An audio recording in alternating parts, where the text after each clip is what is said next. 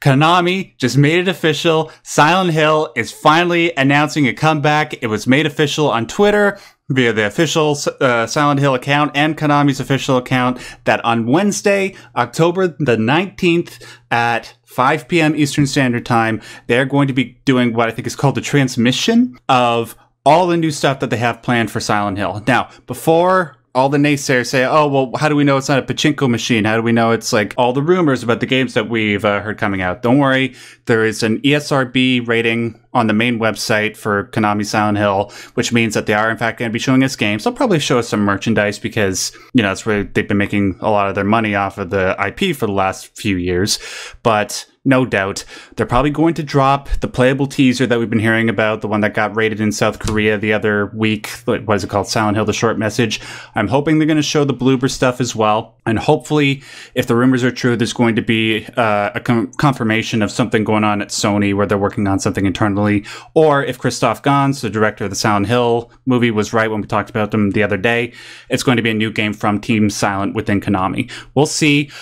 Oh my god, I'm so happy. Anybody who knows me knows how much this series means to me, how much it contributed to the success of my channel on YouTube. It's right up there with Metal Gear Solid for me.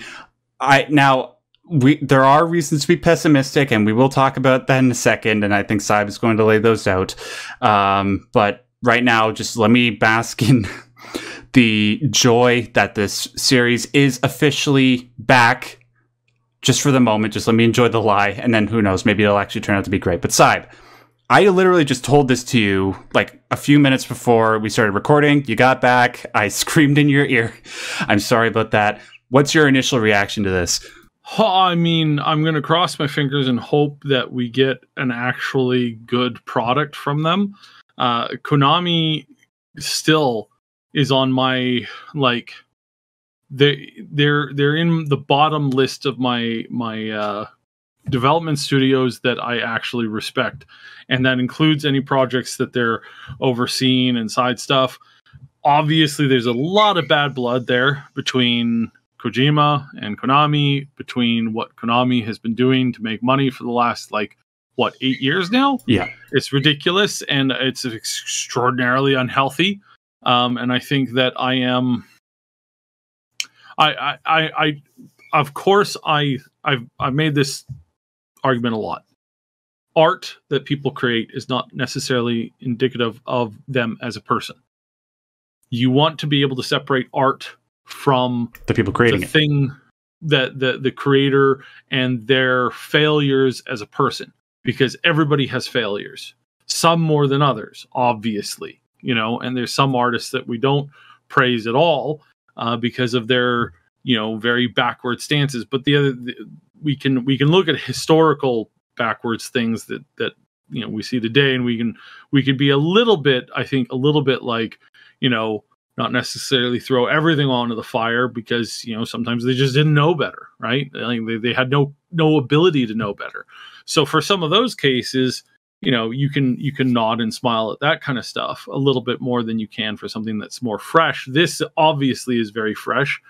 It's not that they committed some super heinous crime, you know, of that left, you know, families ruined and whatnot. They caused a lot of problems.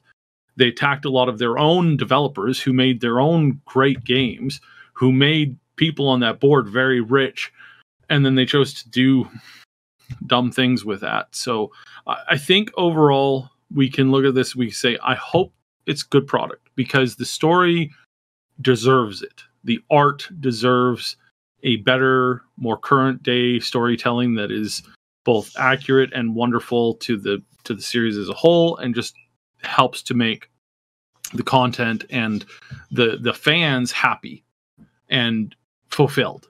And I think that's the most important thing that we can hope for here. So fingers crossed, yeah, that's what we get. We don't get some piece of garbage that we go, it would have been better if this just wasn't touched. And that's what I hope. And I've been super pessimistic lately. I'm trying to get over it. But yeah, that is the current state of gaming. And some of the other stories that we got to touch today are going to reinforce that, unfortunately. So, yeah. let's see what happens. Yes, we just have a few more days to wait. I just want to respond to what you said. I actually completely agree with you, Syb. Despite my happiness that this IP is making some sort of comeback, I am not completely losing sight of the fact that, yes, it is Konami, in my opinion, the third most evil gaming company out there, just behind EA and Activision Blizzard. We have to, let their actions speak for themselves. Hopefully that what they announce on Wednesday will start to roll back that bad reputation. I'm not holding out hope, but I will say this. Even though there are plenty of reasons to be pessimistic, yes, we know that apparently Bloober, they're working on, the rumors are working on a Silent Hill 2 remake. A lot of people don't like Bloober. I don't like a lot of Bloober Team's games. That's one of them. But I will say this. I think the fact that there are multiple games that are in development and they're being made by separate studios, I think that with multiple games, that means that there's a greater chance that at least one of them is going to be decent. And it's sad to say, but at this point, I'll accept a decent Silent Hill game than nothing at all. I'm being slightly facetious when I say that. Obviously, I want them all to be good, but I'm just going to remain happy about this, and we'll discuss this more closer to Wednesday. But what do you think, guys? Are you maintaining some positive sentiments? Is it sort of clashing up against some negative sentiments? Let us know in the comment section below. I cannot wait to talk about this franchise as an active franchise moving forward and not a dead franchise.